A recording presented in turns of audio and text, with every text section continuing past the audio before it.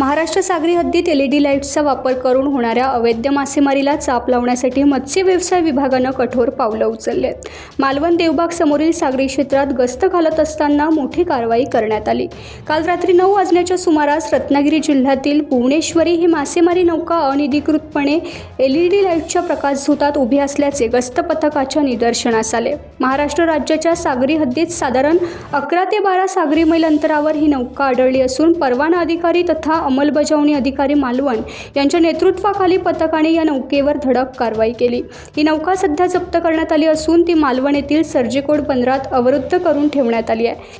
या नौकेचे मालक महेश मनोहर आयरे राहणार शिरगाव रत्नागिरी असून कारवाईच्या वेळी नौकेवर तांडेलसह एकूण 2 खलाशी उपस्थित होते। सदर नौकेवर महाराष्ट्र सागरी मासेमारी नियम अधिनियम 1981 सुधारित 2021 अंतर्गत कारवाई करण्यात आली आहे। सहाय्यक आयुक्त सागर कुसेकर यांच्या मार्गदर्शनाखाली पार पडलेल्या या मोहिमेत सागरी सुरक्षा पर्यवेक्षक मायबा परब, जाधव, जुवाटकर आणि सावजी यांनी महत्त्वाची भूमिका बजावली। समुद्री पर्यावरणाचे रक्षण करण्यासाठी आणि नियमांचे उल्लंघन करणाऱ्यांना रोखण्यासाठी मत्स्य विभागानं आपला गस्तीचा वेग वाढवलाय।